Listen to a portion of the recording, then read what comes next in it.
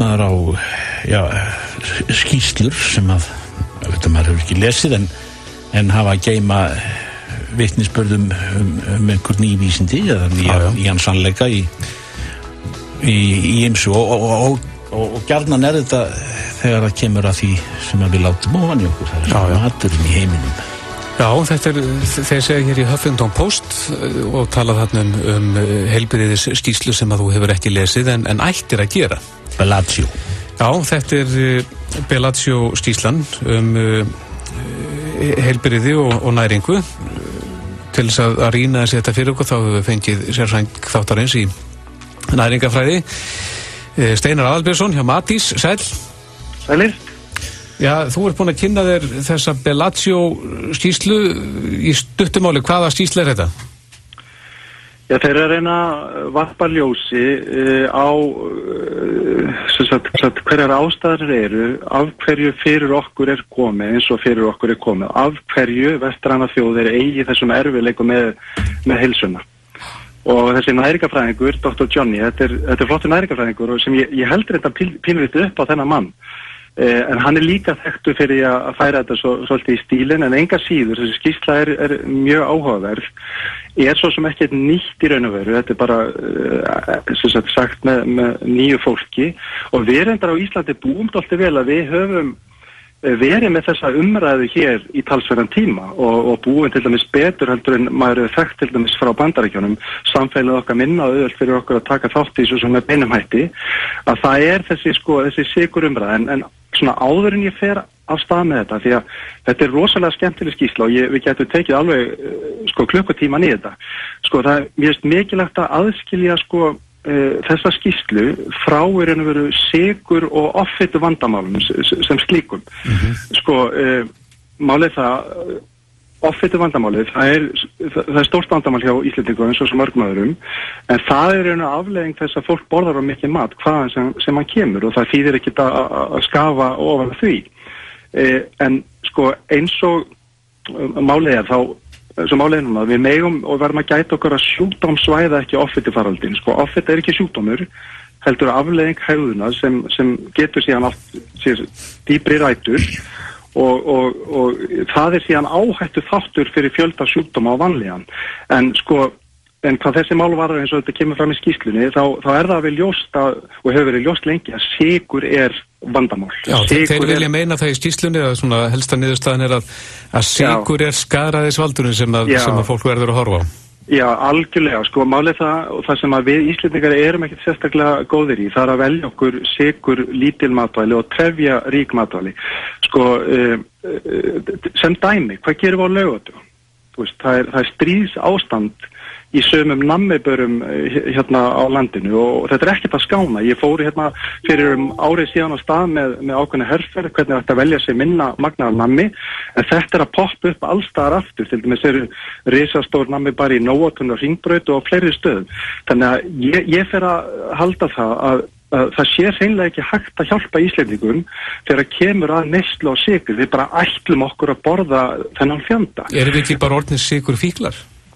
Jú, en alveg sem með offitina, við verðum að gæta okkur að sjúkdóma væri ekki allt, Þetta er í einhverjum tilfellum þar sem að fólk bara veikt fyrir og getur ekki staðis mátið hvað varðar ákveðin matvæli og sykurrík matvæli, en við höfum alltaf val. Sjáu til dæmis að maður fer út í búð og sem betur fer á flestum til dæmis bara brauðvörum á Íslandi, sérstaklega þessum íslensku sem að fást í matvöruverslunum, það er búið að merkja næringagildi og ef þú tekur upp brauð sem er minna en 5 grömm af sykri í 100 grömmum af vöru og meira en 6 grömm af trefjum í 100 grömmum af vöru, þá er þetta varan sem þú vilt taka.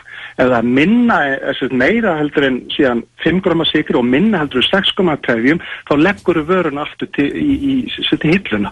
Þannig að við höfum val og þetta er það sem ég er alltaf að tala um.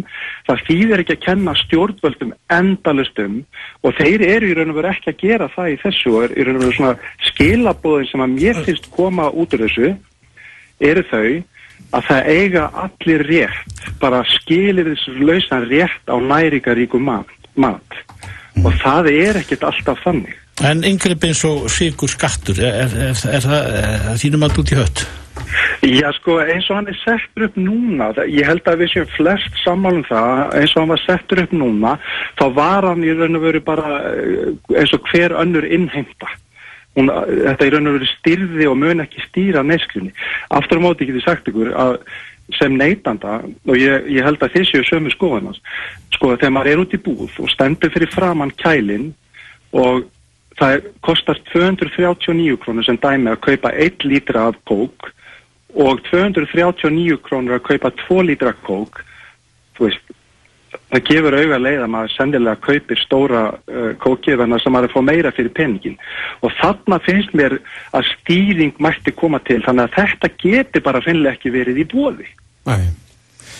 En þetta mjög áhugaverð skýrsla og það annars sem ég nefna líka og við Íslendingar, við höfum í gegnum tíðina staðið okkur þokkalega vel, sko, fram til svona 1990 cirka bát.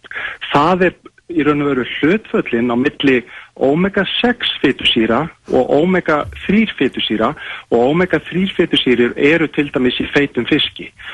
Síðan í kringum 1990-1995 þá var þetta hlutfall orðið svolítið óhagstætt og einna óhagstætt á Íslandi af Evrópuríkjum. Við vorum eitthvað í kringum 25 á móti 1, það sé 25 omega-6 á móti 1 omega-3 og þessu þarf að breyta og það gerum við til dæmis með því að kaupa minna af mikið unnum matvælum. Þannig að það er bara þannig, mikið unnum matvæli, þau eru ódýr, ekki satt? Og þeir ná fram þessu verði með því að nota ódýr hráefni oftast næst.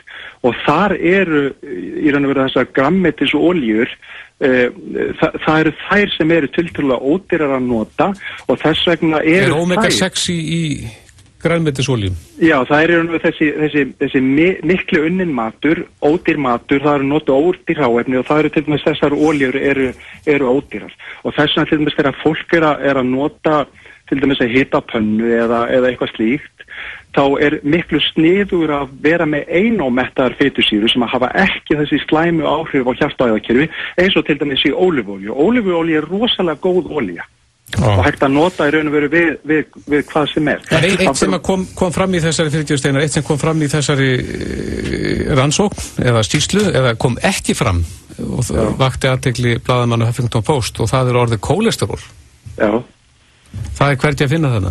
Munið eftir því, það er nú orðið svolítið langt síðan ég kom í þáttun og við tölum egg og það er mjög hátt hlutfall af kólesteról í eggjarauði og það er búið að vera þekkt í dálítinn tíma þó að sko sumir hafi verið lengi átt að segja á því að kólesteról í mat hefur í raun og veru rosalega lítil á kólesteról í blóði.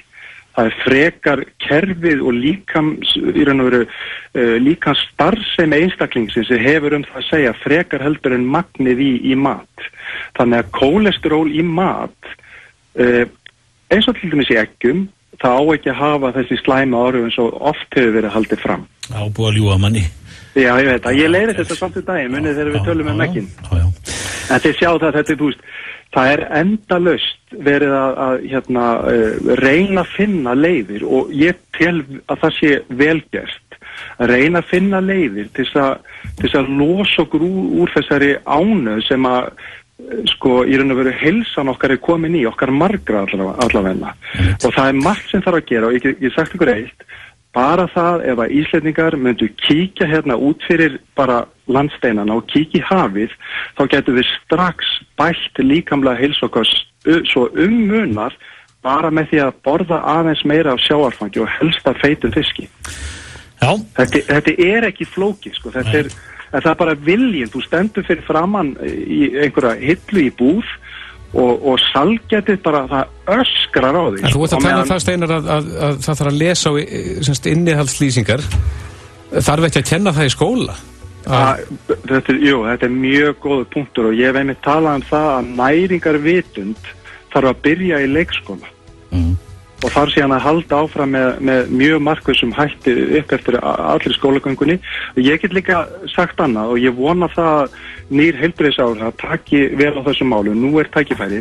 Hugsa ykkur, getum við reiknað hver sparnaðurinn yrði að ríkið myndi eyrnamerkja fjármuni til handa sveitar félagana eða til þeirra til þess að greiða fyrir grænmeti og ávexti þannig að þeir eru ókeypis fyrir alla nemendur í leikskóla og grunnskóla. Það nú reyndar í leikskóla en í grunnskóla sem dæmi. Hugsa ykkur sparnaðinn í þessu. Bæði ef ég má klára hérna. Bæði hvað var það næringagildi og eins líka að minnka mismun á milli fjölskyldna því það hafa ekkert allir efna á því að kaupa hollan mat. Nei. Steinar Aðalbjörnsson hjá Matís og við bætum svo við að sem amma sagði allt best í hófi. Já, rétt. Takk kærlega fyrir þetta. Takk sem leið.